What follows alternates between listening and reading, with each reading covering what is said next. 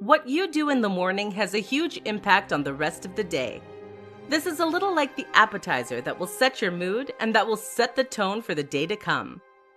If your morning starts with you leaping out of bed late and then rushing out the door, chances are you're going to feel exhausted and stressed. If your day starts with you knocking it out of the park, you'll feel confident and on top of the world.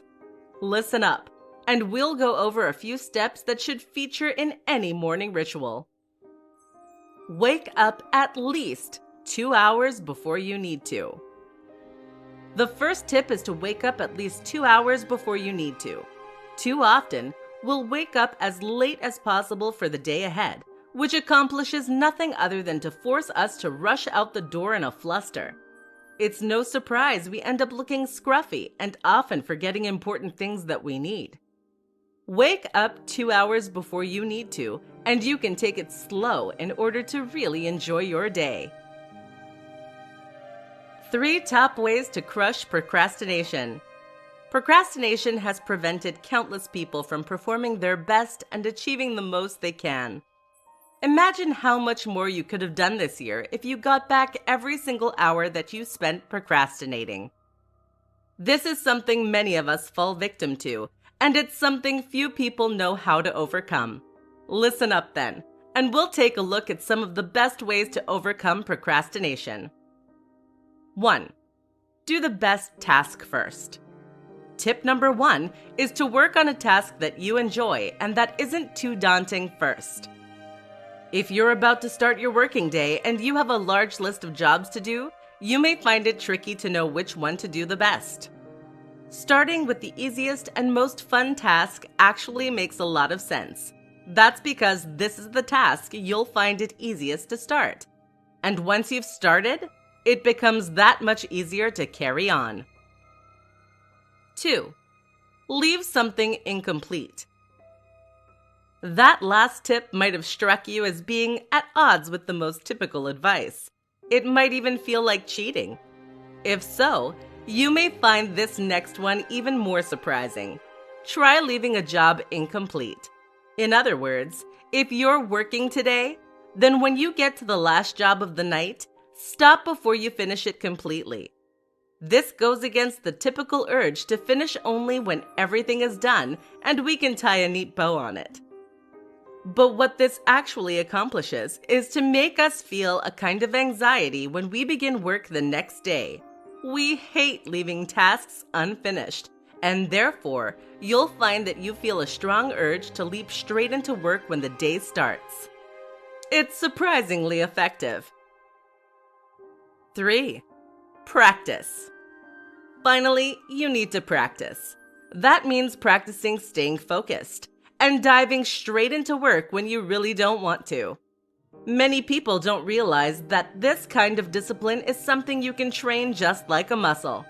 You might find you take 20 minutes to get started on average right now, but if you keep fighting the good fight and keep trying to force yourself to work better, then you will find that reduces to 10 minutes and less as time goes on.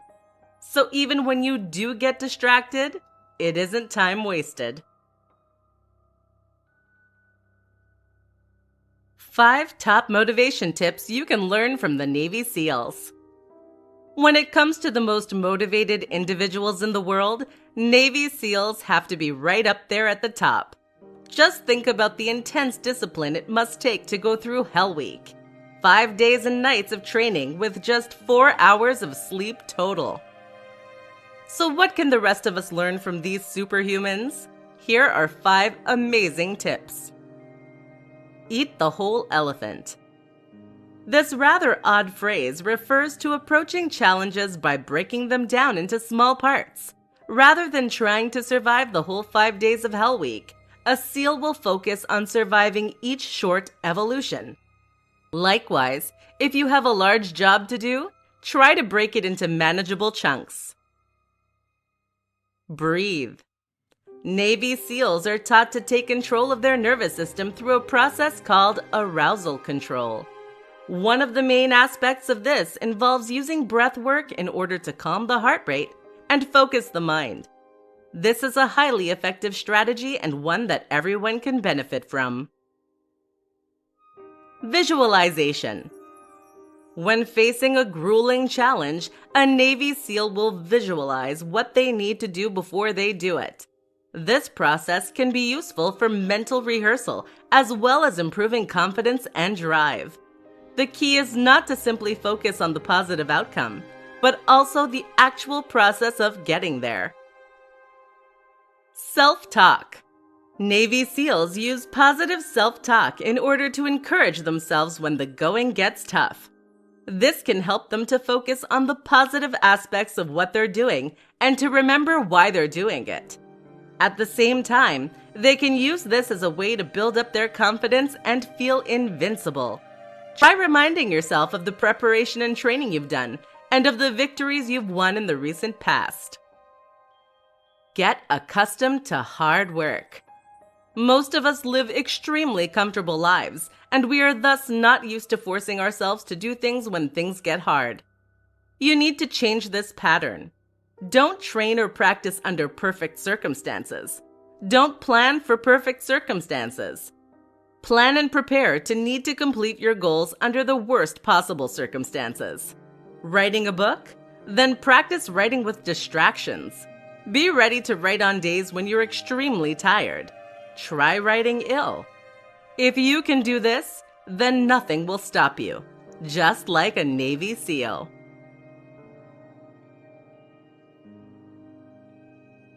Do these 3 things for greater motivation. Struggling to summon the motivation and drive you need in order to get done? Finding yourself in a slump or a rut? In this presentation, we'll discuss 3 strategies you can use to gain motivation and drive and attack your goals.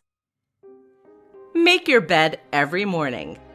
This might sound strange, but making your bed every single morning without fail is something you can do to gain an instant increase in drive and motivation. How does this work? Firstly, when you make your bed, you'll make your environment tidier and cleaner. As a result, you'll find that it's that much easier to focus on the work you need to do without being distracted by your environment. At the same time, though, when you make your bed, you're forcing yourself to do something you probably don't want to do. This takes motivation and discipline.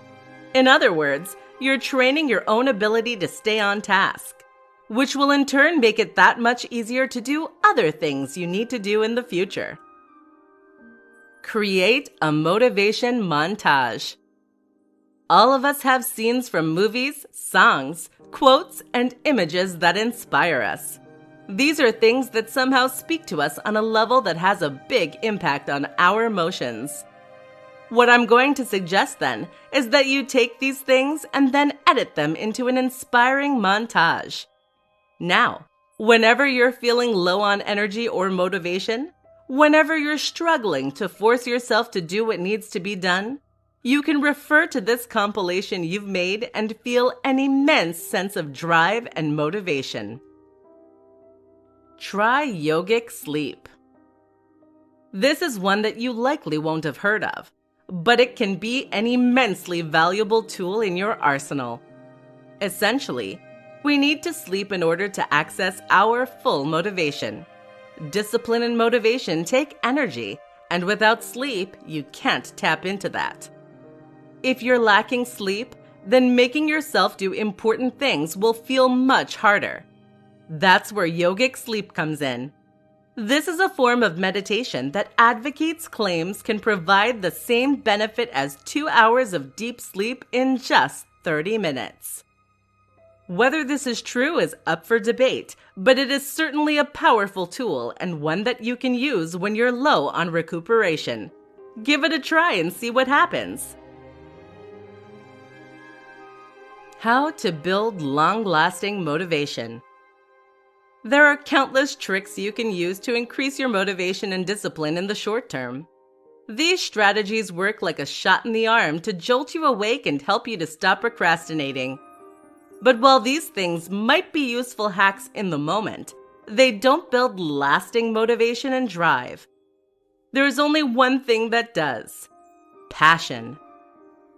Think about someone like Arnold Schwarzenegger.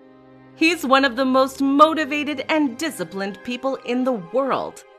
He used this discipline to travel to America, become the most successful bodybuilder in the world, to become the highest paid actor in the world, to build a multi-million-dollar business single-handedly, to learn English, to invest in properties, and to ultimately become governor of one of the biggest economies in the world. How?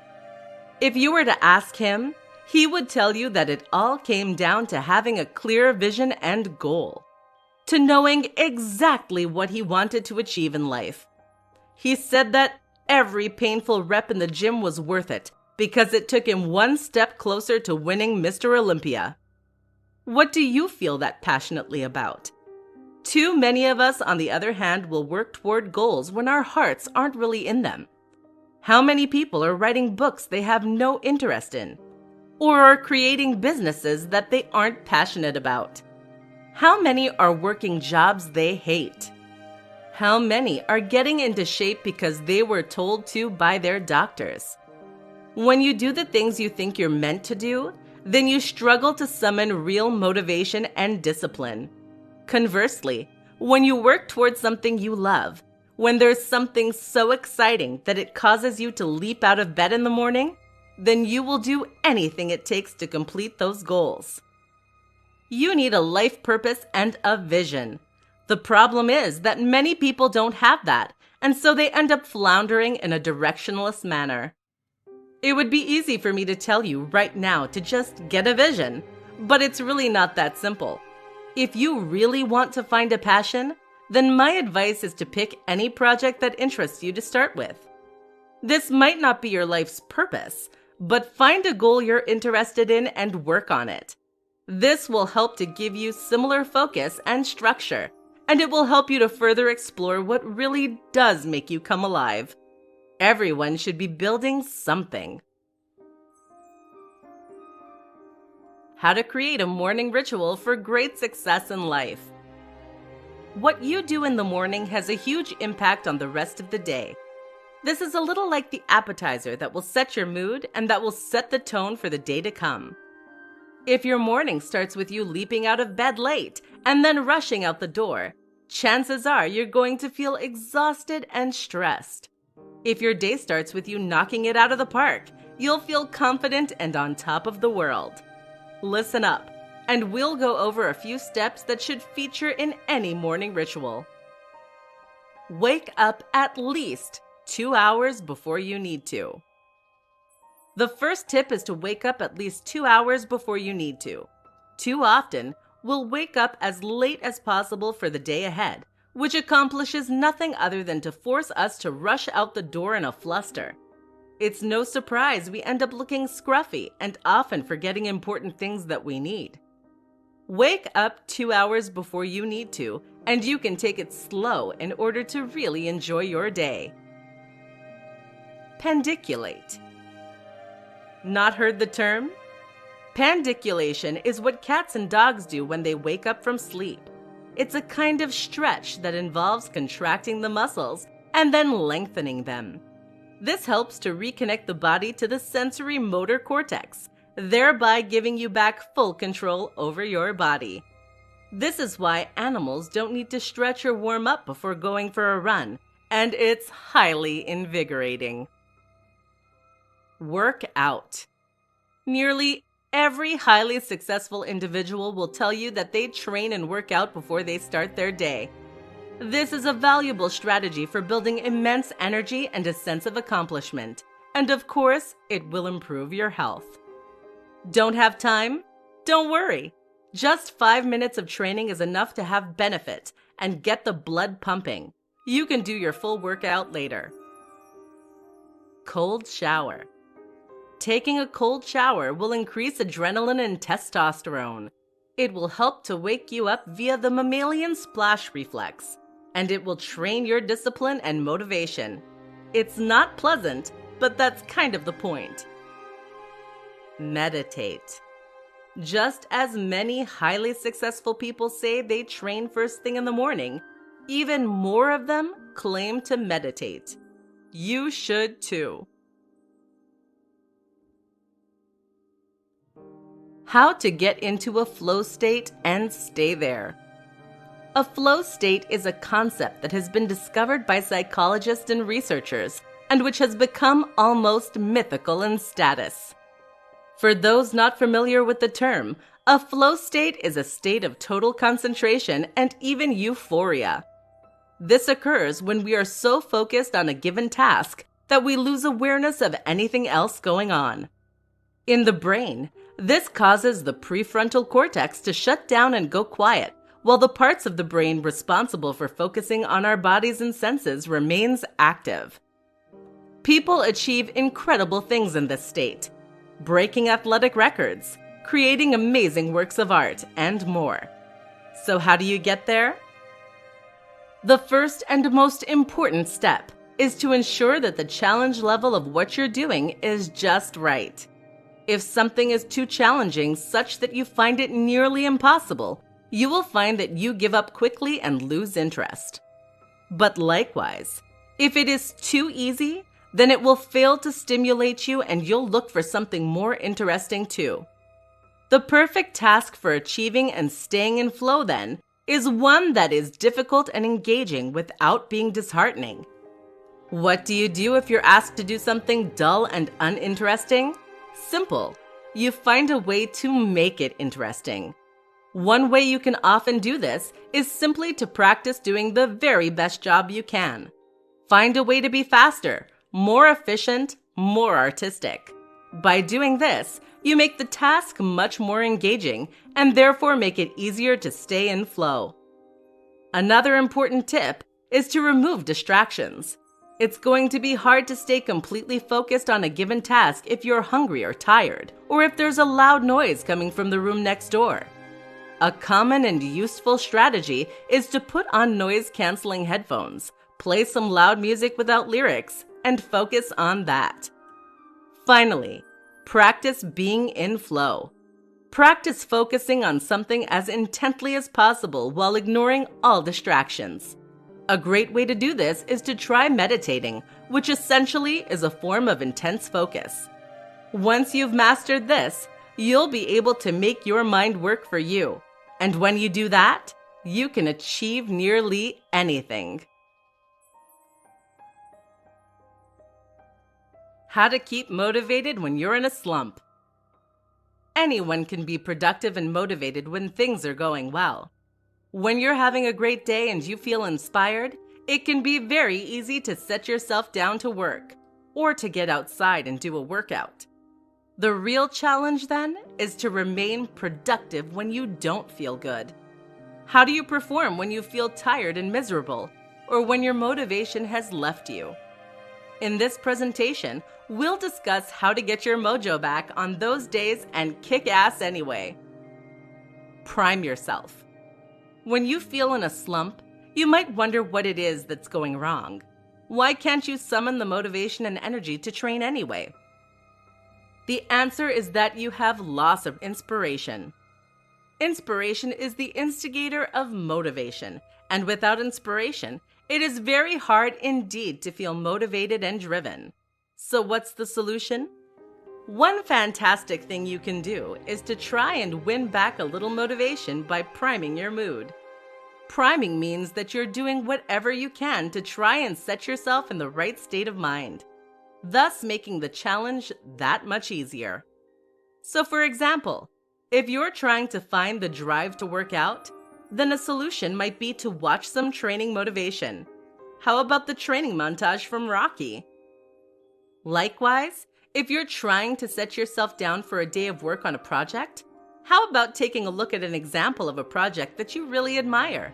A perfect example of the kind of thing you want to achieve. Set rewards. Another tip is to set yourself rewards. That means that you create targets to meet, and then you reward yourself only when you achieve those things. For example, you might say that you'll make yourself a cup of tea once you've answered X number of emails, or once you've written Y number of words. This is instead of giving yourself the reward first, which just ends up taking time and setting you back.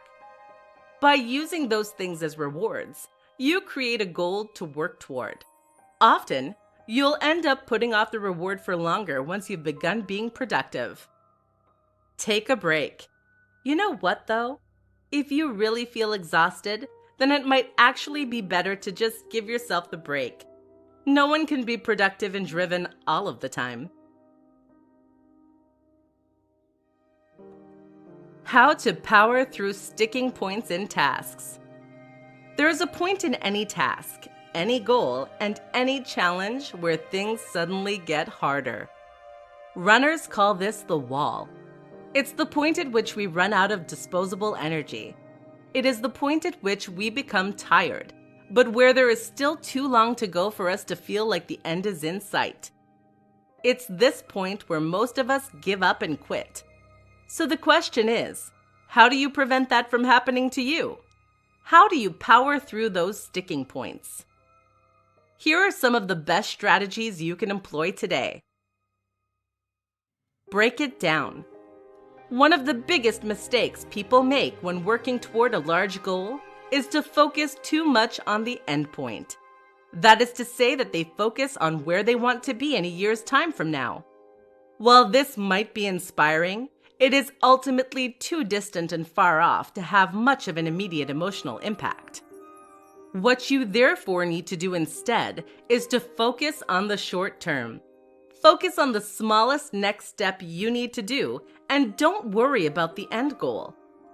Focus on the fact that you have 16 miles still to run during a marathon and you'll feel defeated. Focus on completing just the next mile and you'll feel a lot better. Try non-reactivity. Navy SEALs use something called non-reactivity in order to power through moments of intense challenge. Likewise, distance swimmers refer to something known as a swim coma. Both these terms describe the same thing, the moment when you zone out and stop thinking about the nature of the challenge or your situation. Instead, you are now focused purely on the here and now. You aren't engaging, just silently executing the plan. This is tough to cultivate, but if you practice meditation, you may find you're able to reach this near meditative state more easily. Make it engaging. Another reason we often give up on tasks is that they become boring. This happens for many of us during work. The solution? Make it interesting. This is particularly useful for writers. Writer's block often comes from the fact that what you are writing is boring to you. If you can make it interesting, that will change. The Neuroscience of Motivation and Self-Discipline.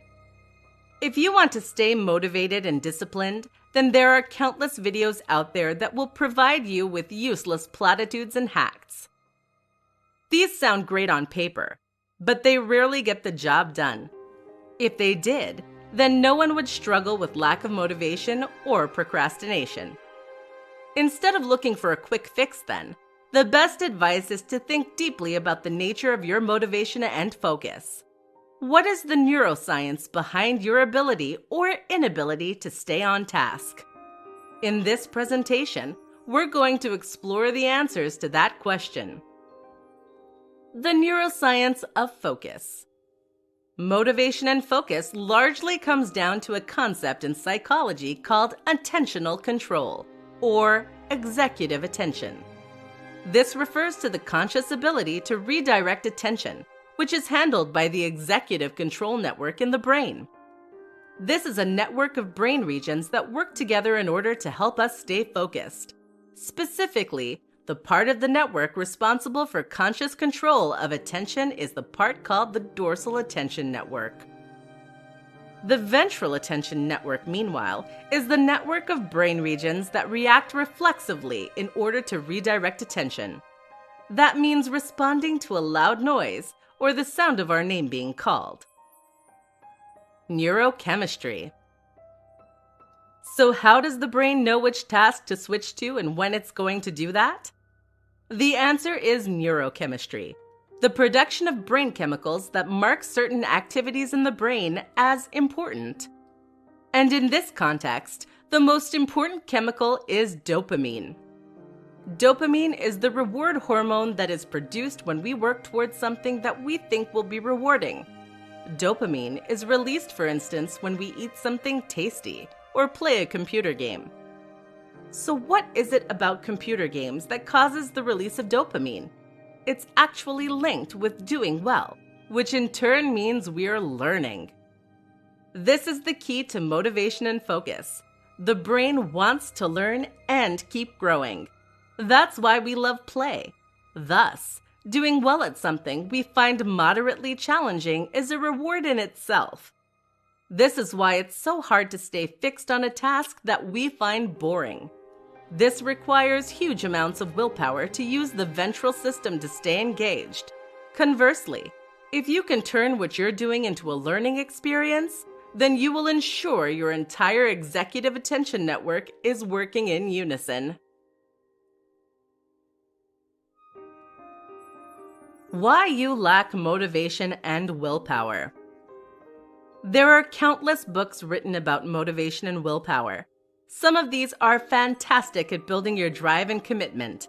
Others aren't so useful. But really, the question we should be asking is why these are needed in the first place. Why do so many of us struggle with poor motivation to begin with? In this presentation, we're going to break it down and get to the bottom of this problem. Life is too comfortable.